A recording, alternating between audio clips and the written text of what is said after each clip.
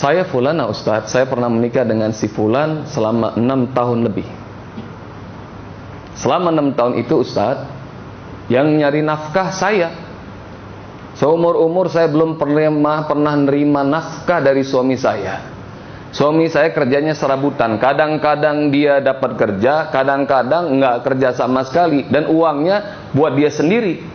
Jadi keperluan rumah tangga saya yang cukupkan. Dalam hati saya, subhanallah, istri soleh nih.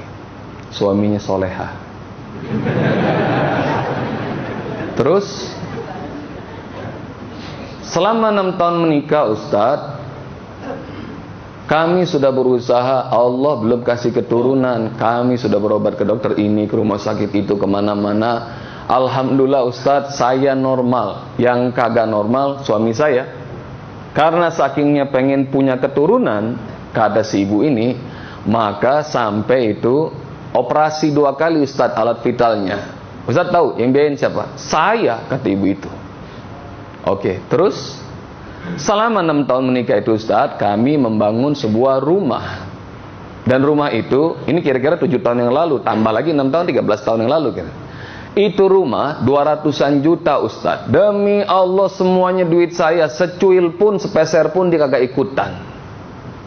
Jadi waktu kami memutuskan ingin pisah, besok kita mau ke pengadilan, malamnya saya ngomong baik-baik sama suami saya, Mas, besok kita mau pengadilan, kita mau talak 3. Ya, baik. Terus ini rumah punya kenangan indah banyak benar antara kita berdua. Habis kita cerai, Mas boleh menikah dengan perempuan manapun, sebagaimana saya boleh menikah dengan laki-laki manapun. Ya, terus begini Mas, supaya menghilangkan semua kenangan-kenangan indah di rumah ini, habis kita dari pengadilan, Mas tolong ya keluar dari rumah ini.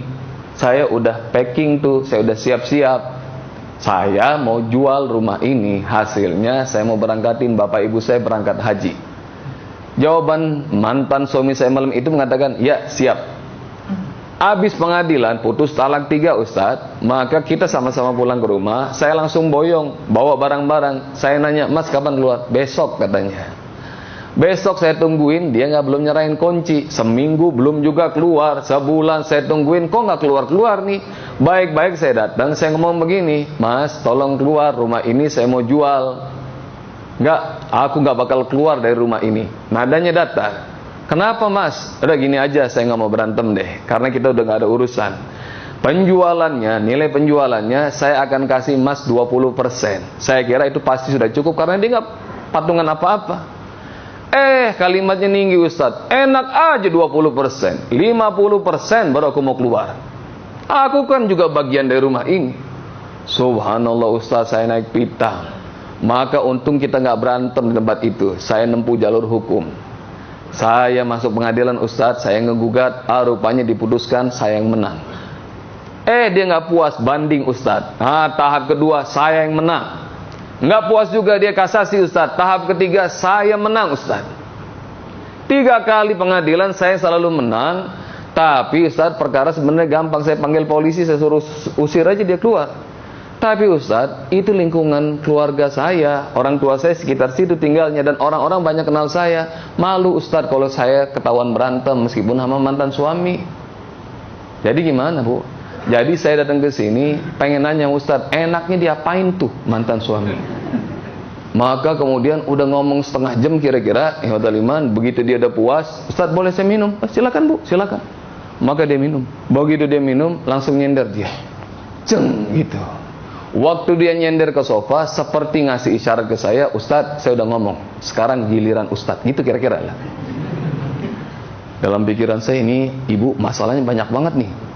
1, rezeki suaminya dipampetin sejak nikah.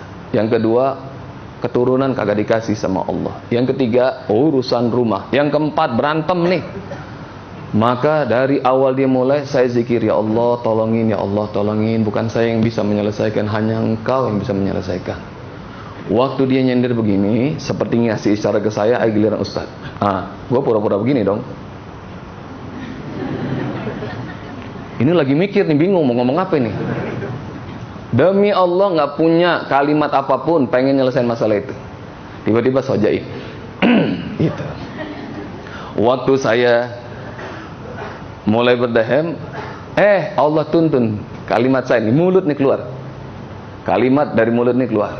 Bu, emangnya ibu kerja di mana? Kalau Anda baru kenal sama seseorang, kira-kira itu pertanyaan biasa apa pertanyaan luar biasa kalau baru kenal? Biasa banget kali, siapa namanya, rumahnya di mana, kerjanya di mana, itu biasa banget. Emangnya ibu kerja di mana? Udah kalimat segitu doang. Habis dengan kalimat saya, ibu yang tadinya nyender, begini lagi dia duduk gini.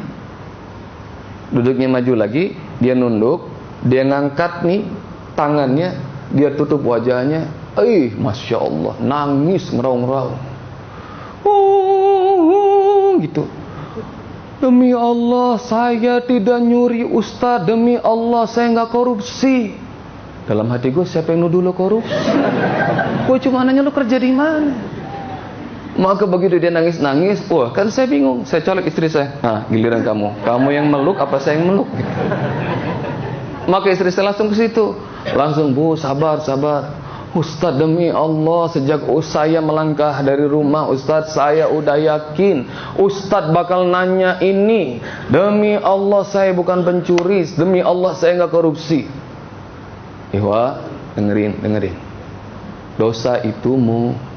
Dosa itu bunyi dari mulut sendiri. Nggak usah ditanya. Jadi dia bakal cerita sendiri. Maka saya diam aja itu, dia nangis terus. Saya ini Ustaz kerja di pemerintah. Tugas saya kasir. Gaji saya sebulan 2 juta Ustaz. Tapi alhamdulillah setiap bulan yang dibawa pulang sama saya kira-kira 20 sampai 30 juta. Dalam hati gua, nyuri dari mana? Terus gimana, Bu? Udah bisa dapat 20 30 juta setiap bulan, padahal ibu gajinya cuma 2 jutaan.